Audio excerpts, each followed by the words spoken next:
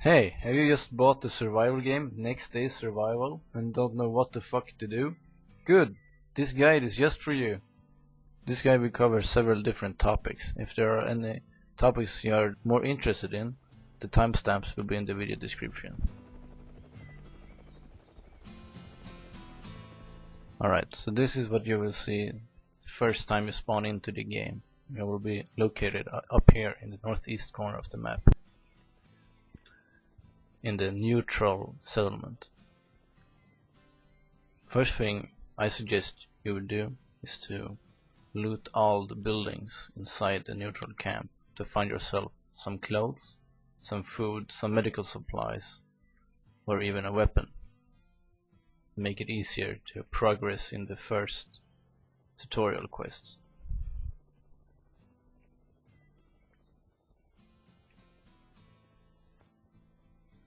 If you don't find any clothes and you're on a nighttime server, you're gonna have a bad time, because you will freeze to death. You could ask someone for clothes or find a daytime server.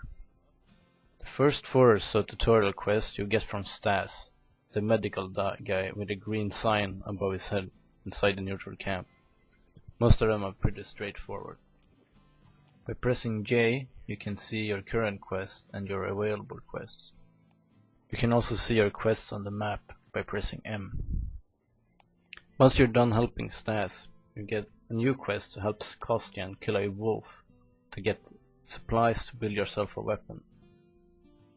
At this point in the quest line, I suggest you go for a loot run to get yourself some supplies or maybe a gun that can help you defeat the wolf.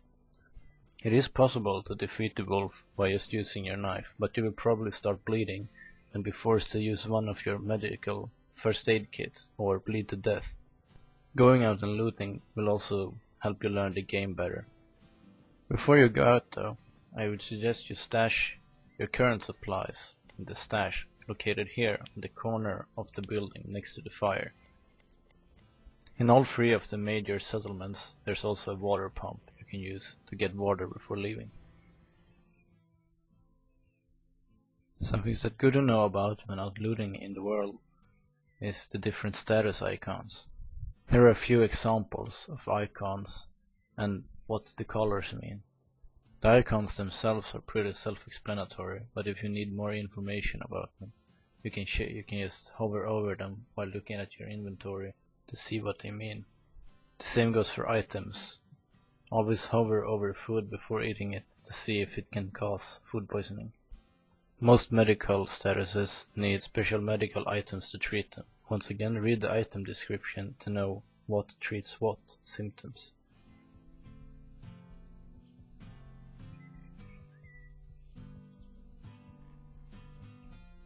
Alright, so in Next Day Survival there are 2 main factions, the looters and civilians. Your faction depends on your reputation. You get reputation for killing different faction members. So for killing civilians or neutrals, you get negative reputation, meaning you'll become a looter. By killing looters, you get positive reputation, which means you become a civilian. The system is very similar to the humanity system in DayZ mod. When you finish the main quest line in the neutral zone, if you're still a neutral, you get the choice to pick a looter or civilian faction, and you will have to complete a quest to prove yourself to either faction. If you want to change your faction, say you're a looter and want to become a civilian, you're gonna have to kill your own faction, and by doing so you'll become a traitor for 1 hour and 30 minutes. If you by then have killed enough looters to be in positive reputation, you will become a civilian the next time you respawn. And vice versa, if you're a civilian and want to become a looter, you're gonna have to kill civilians or neutrals and become a traitor. Kill enough civilians during a traitor phase and you'll become a looter next time you respawn. The looter base is located in the middle of the map by the locator mark. The civilian base is located at the top left corner of the map by Duat Lowell. Traitors are not actually a faction in the sense that they have their own base. They just spawn in the middle of nowhere and have to survive their 1 hour and 30 minute penalty phase. The third faction, the military faction, is an NPC only faction. Military NPCs can be found around the map in, for example, the bunker, which I'm gonna talk about more later.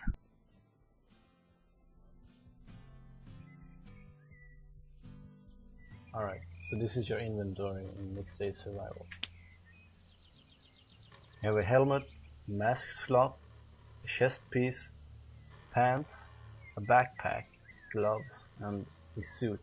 This can be a ghillie suit or a protective suit. Different pieces of armor have different protection values for that body part. So you have a jacket with 45% protection. That literally means you take 45% less damage from a body shot. 10% on our pants and 35% for our head. So backpacks have two different stats that you want to keep an eye on. The number of slots and the weight you can carry. Most items you can find in the world can also be bought from the trader. To access the trader, you have to click the trade tab at the top of the screen when visiting your storage. The only thing I have found that can't be bought from the trader is the gas gun and the AKN, which I found both in the military bunker. The bunker is also where I found most of my other gear. It's really easy to get to, it's really easy to learn the AI, and it's usually empty. This is what the entrance looks like, and this is where it's located on the map. There are also several different entrances to the same bunker, and you can also exit to many different places in the world. Because of this, you can use the bunker as a sort of fast travel around the world. But be careful, the military AI is very difficult. As you see here, every enemy you kill in here has a full set of military armor and weapons that you can pick up and store in your base for later use. If there's demand for it, I will make a second video explaining how to farm the bunker, as well as a guide on all the exits and entrances to the bunker. When leaving, I suggest you take the leftmost door from where you came in. This will take you back to your default spawn location, in my case, the looter base. This way I don't have to run back with all my loot, I can just safely spawn there and sell all the stuff I need. To sell items, you use the rightmost tab in the trade window.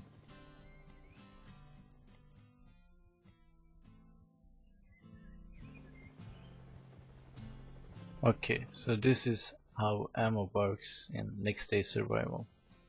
I'm gonna use an AKM and a Saiga, for example.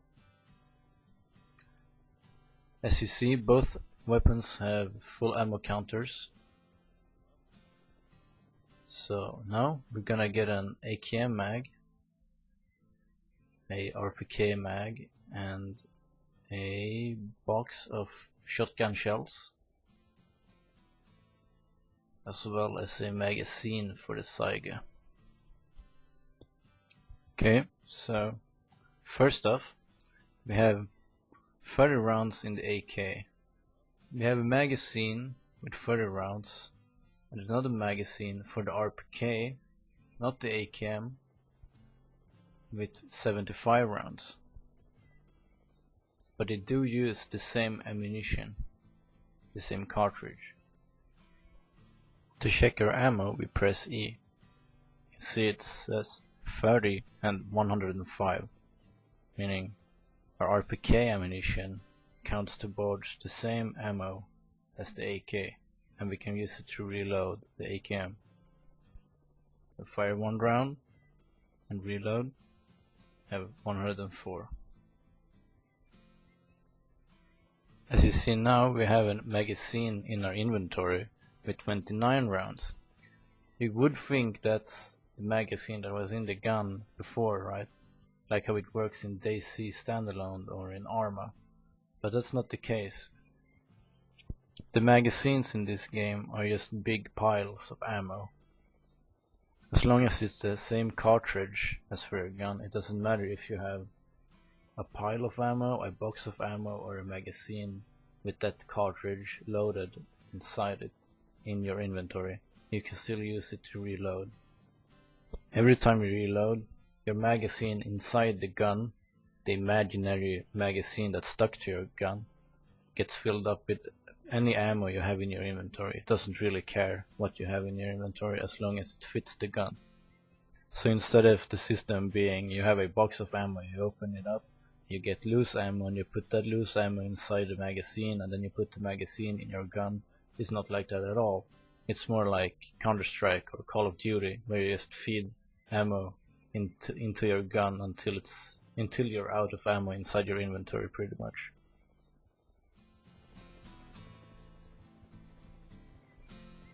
There are several different cars that spawn around the map. Most of them are guarded by either looter or civilian guards. There's also an armored personnel carrier that spawns at the military base in G6.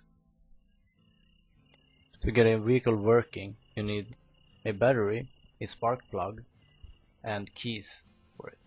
The vehicle also has to be repaired, aka not at zero state, and have fuel in it.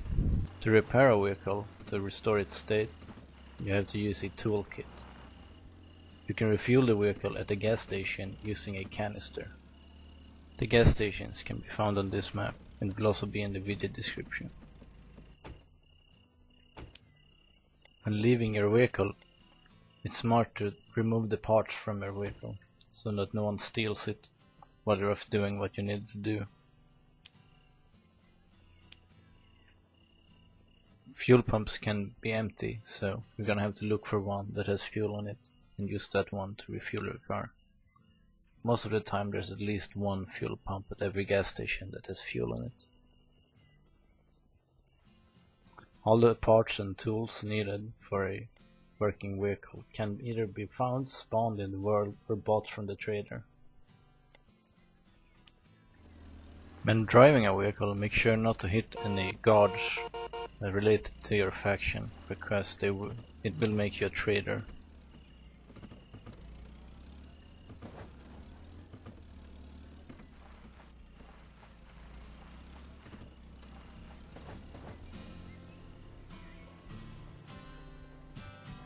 I hope you found this video informative, and I wish you good luck out there in the wasteland. Thanks for watching.